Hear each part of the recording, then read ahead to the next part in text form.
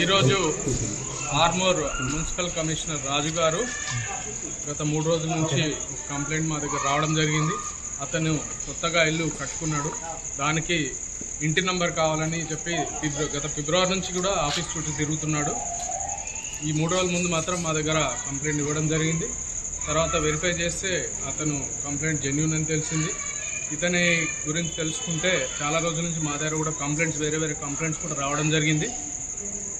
ఈ కంప్లైంట్ కోఆపరేషన్తో ఈరోజు ఏదైతే డిమాండ్ చేసిండో 20,000 కావాలని ఇంటి నెంబర్కి, ఆ డిమాండ్ చేసిన అమౌంట్ ఈరోజు ఇవ్వడం జరిగింది. అతను ఇస్తున్నప్పుడు అతని డ్రైవర్కు అప్పచెప్పమని చెప్పగానే అతను డ్రైవర్ తీసుకొని తర్వాత అతను మన పార్టీని చూసి ఆ బ్యాగ్ ఇక్కడ వెనక త్రో చేశారు.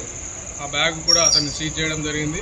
ఆ బ్యాగ్లో ఈ 20,000తో పాటుగా ఇంకో 1,30,000 రూపాయలు అందులో ఉన్నాయి. ఆ బ్యాగ్లో ఆ డ్రైవర్ దగ్గర నుంచి అక్కడైతే కింద పడేశాడో అక్కడ నుంచి కూడా రికవరీ చేయడం జరిగింది. తర్వాత ఈ కారు ఇల్లు కూడా సెర్చ్ చేయడం జరిగింది. తర్వాత కూడా అతన్ని ఇప్పుడు ఈ ప్రొసీజర్ అంతా కంప్లీట్ అయిన తర్వాత నాంపల్లి కోర్టుకు రిమాండ్ నిమిత్తం ఇద్దరిని కూడా పంపించడం జరుగుతుంది.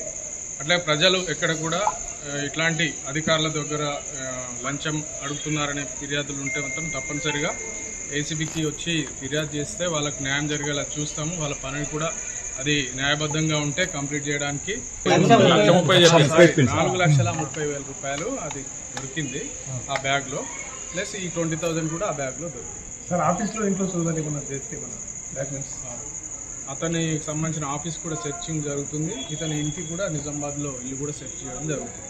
దాదాపు 8 నెలల నుండి మీ దృష్టిలో మీద కంప్లీట్ వస్తుంది. గత కొన్ని రోజుల నుంచి ఈ డబ్బు మీరే ఇచ్చారా మరి బాధితుడి దగ్గర? బాధితుడి నుంచే వస్తుంది. ఏసీబీ ఎలాంటి డబ్బు ఇవ్వదు.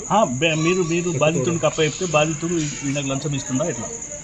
బాధితుడు తీసుకొచ్చిన డబ్బు కౌంట్ చేసి అతనికే ఇస్తే అతనే వెళ్ళి ఆఫీసర్కి ఇవ్వడం జరుగుతుంది. గతంలో కమిషనర్ పైన ఫిర్యాదులు అందినట్టు సమాచారం సార్, మీరు దాడికి కూడా వచ్చినట్టు.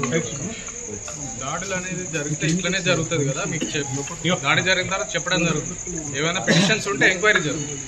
మామూలుగా లంచం అనేది అప్పటికప్పుడు లేకపోతే ఏదైనా పిటిషన్స్ వస్తే ఎంక్వైరీ జరుగుతా ఉంది. సార్ ప్రైవేట్ డ్రైవర్ మీద కూడా కేసు అవుతుందా సార్? ప్రైవేట్ ఆ డ్రైవర్ని ఆఫీసర్ ఇద్దరిని అరెస్ట్ చేస్తారు.